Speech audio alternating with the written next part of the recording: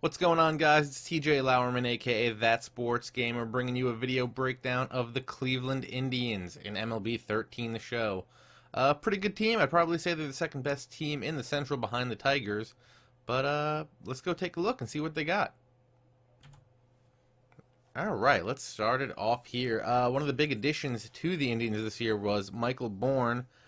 He was a late signing, and also another guy they got this year was Mark Reynolds. So let's start off and take a look at the pitching staff. You got Brett Myers, Justin Masterson, Ubaldo Jimenez, Dice K, Zach McAllister, and Josh Tomlin. And then also Scott Kazmir down in the minors right now. Brett Myers is pretty good, getting up there in age. Masterson, surprised he's only an 83. He's like the real-life ace of the Indians, so I'm surprised he's not a little higher. And the B-pot is kind of interesting. Ubaldo Jimenez, you might remember him from the Rockies. Yeah, he's really fallen off since he got to Cleveland. Still an 81, that's not too bad.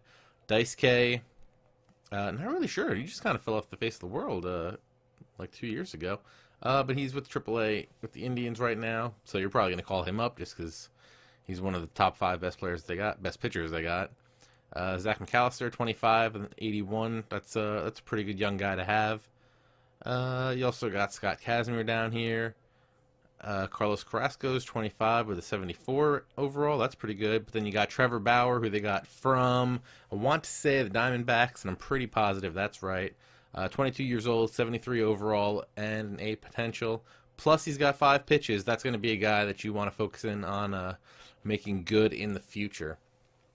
Moving into their bullpen, we got 2 right-handers in Pestano and Joe Smith. Joe Smith slings it from the side, so that's going to be interesting eye level for the guy you're playing. If you're playing a franchise, it really doesn't matter because the computer's got that. Matt Albers gets a lot of grief, but he's actually pretty decent. Rich Hill gives you a good lefty. And then closing it out, you got Chris Perez, 27 with an A-pot, so he's going to end up probably being pretty good for you. This Chen Li guy, you're probably never going to play with him. He's only a 62, probably never going to make it to AAA. Moving behind the plate, you got Carlos Santana, another one of the bright young prospects for the Indians. He's only 26 years old, 85 overall with an A-pot. And he's a really good defensive catcher, so you're not going to have to worry about moving him from behind the plate anytime soon. Good contact versus lefties and good pop against righties. And backing him up is Omir Santos and Lou Marson, so you got a little bit of depth there. At first base, you got Nick Swisher, Mark Reynolds, and Jason Giambi. I mean, you're going to hit some bombs. Ooh, and Matt Laporta is still around with these guys? Holy Jesus. Yeah, you're probably going to play Swisher at first and DH Reynolds. So that should probably work out for you. Reynolds has got great pop, but not great on the contact. But if you get a good pitch to rip, most likely he's going to put it out of the park. Second base, you got Jason Kipnis. 25 with an A-pot and 85. Another one of those good young guys for this Indians team. Ryan Radburn, pretty decent across the board. I remember in MLB 12 he was quite clutch, so he might be a good late inning pinch hitter. Third base, you got Lonnie Chisenhall, 24, 73 rating and a B-pot. That's pretty good across the board too. Nothing really stands out in his stats, but he's going to be a good third baseman for you. Shortstop, you got Asdrubal Cabrera and Mike Aviles. Both pretty good. Cabrera's obviously better and younger, so he's going to be your starter. Good contact and getting there on the power. But he should be good to hold you down for a while at shortstop. Left field, you got Michael Brantley, 25, 73. A lot of these guys are like in their mid-20s and mid-70 guys, so they're all pretty decent. He's got some good fielding stats, good speed, good contact versus righties, but he's kind of slacking in the power categories.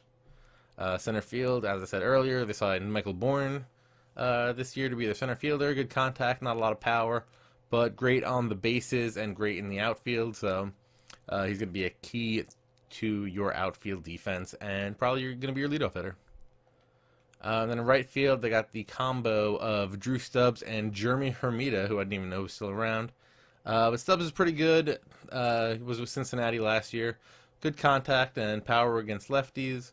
pretty decent numbers against righties, got average speed, and good outfield guy. But yeah, pretty good guy to have in right. So yeah, those are the Cleveland Indians. A pretty good team, a bunch of good young guys, a couple of aging veterans in the Brett Myerses and Nick Swishers of the world. But they're a pretty decent team, and you should probably check them out in MLB 13 the show. I'm going to keep breaking down teams just like this, as you've seen me do for almost half the league already. So if you like these videos, give me a subscribe up top, like down below, throw me a comment on who you think is the best player on the Indians. And I'll see you in the next video.